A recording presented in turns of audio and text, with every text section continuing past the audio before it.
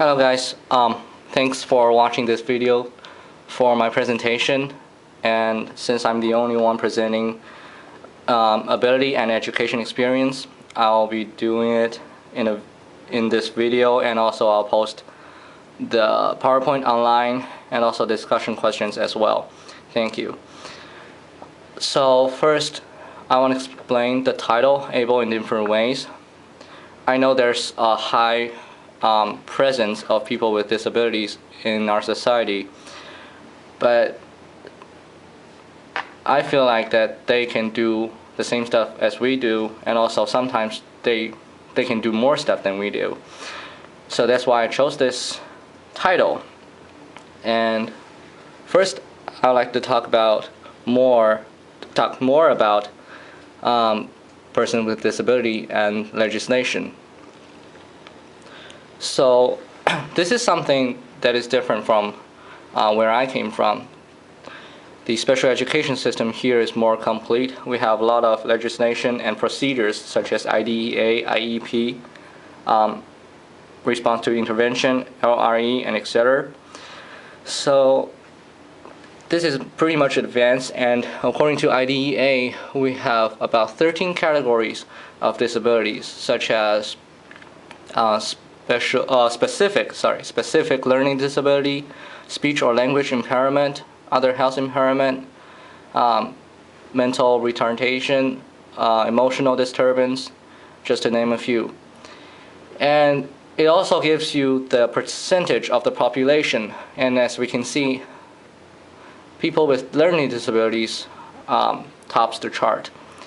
And that is the disability we'll be focusing on today, because that is the disability that my interviewee has and our reading talks about.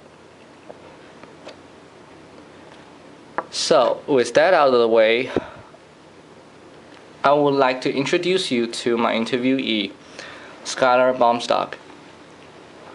He's 20 years old, a white male, born in a middle-class family. He goes to UW-Whitewater, and he is a sophomore. He is a physics major with an engineering emphasis. And one more thing, he is a person with dyslexia. I know most of you might know what dyslexia is, but here is a more official definition of the term. So dyslexia is a brain-based type of learning disability that specifically impairs a person's ability to read. These individuals typically read at levels significantly lower than expected, despite having normal intelligence. So the disorder varies from person to person, but there are some common characteristics, such as difficulty with phonological processing, spelling, or rapid visual verbal responding. And I'd like to point out that people with dyslexia, they see the same things as we do. They're just having problem or difficulties in processing what they see. So by this definition, it is a mental disability and also a type of learning disability. And here is something interesting for you to see, and I hope somebody is able to decipher this message.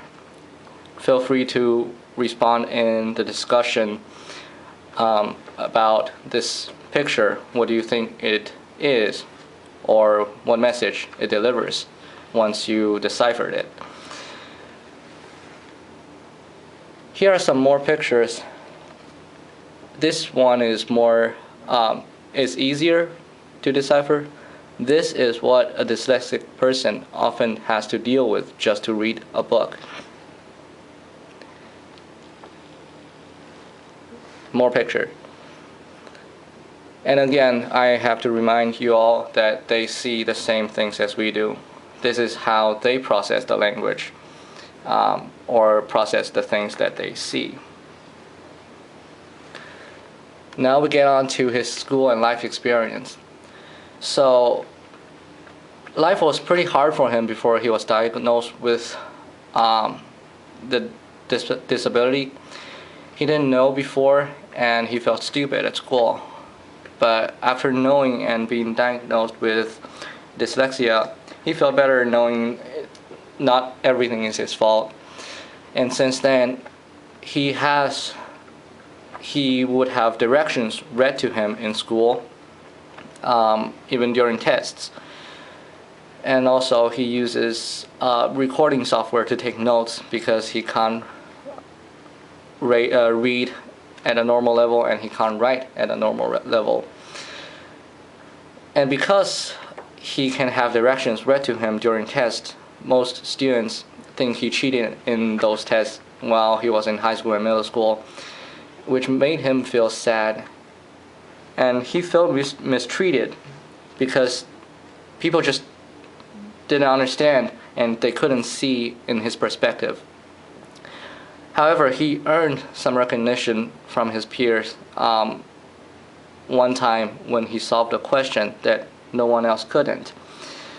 His teachers were pretty cooperative and assisted him through schooling, and he's always trying his best to become a good student. In school, he's pretty open to talk about his disability, and he's proud of his social skills, and that I have to take note of, because by the end of high school, he told me he knew nearly half of the students in his graduation class, because he's outgoing and he did not really care what others think of him after he became confident in schooling. One more thing that is special is that he sees dyslexia not as a disability. It did not limit him or restrain him in a negative way, but he thinks it makes him to think outside the box. Or he usually thinks ahead. He likes to solve puzzles, mazes, and he likes to take things apart and put them back on. He likes to fix things, all these practical abilities. This just showed us that he is able to do things that some of us couldn't have done, and he expressed his ability in a unique way in these practical abilities.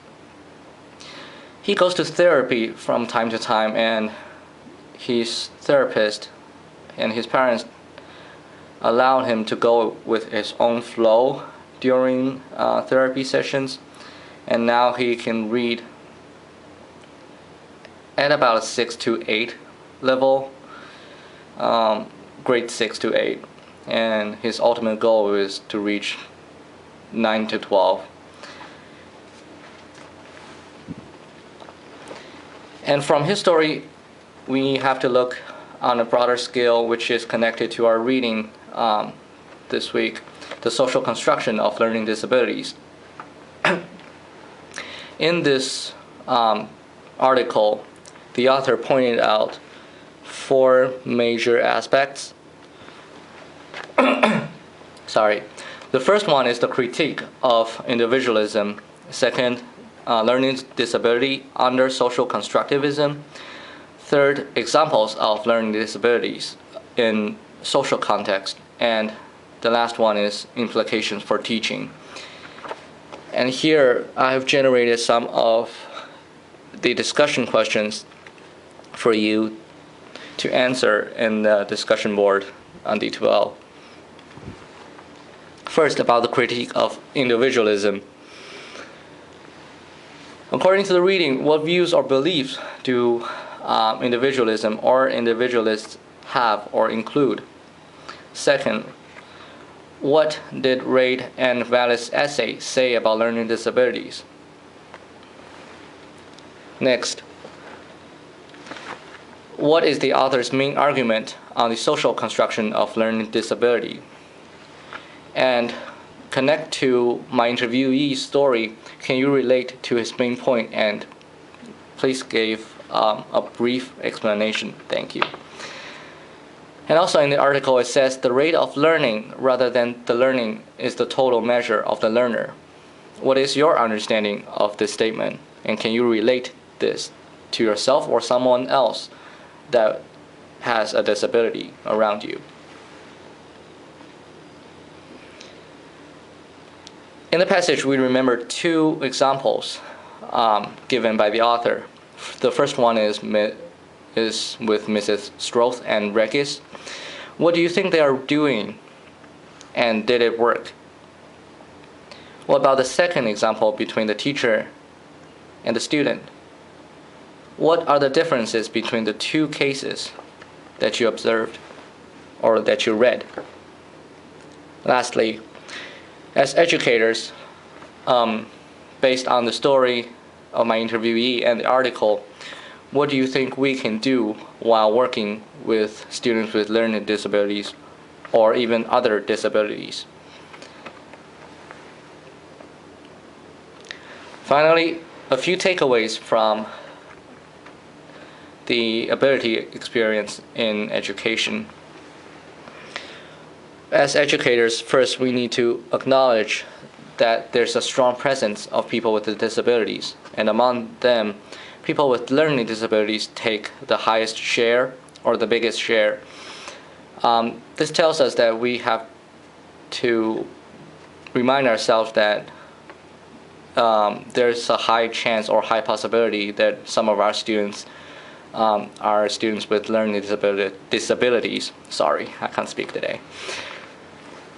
Secondly, though the topic of ability and education is not as severe as the issue of race or social class as we talked about in the previous sessions, we still need to pay attention to the issue and treat these students with respect. Third, educators should keep themselves updated with special education legislations and procedures to better assist the students. And lastly, the best help is by supporting and fulfilling their needs, and put students first and foremost in consideration. And that's the whole presentation. Thank you.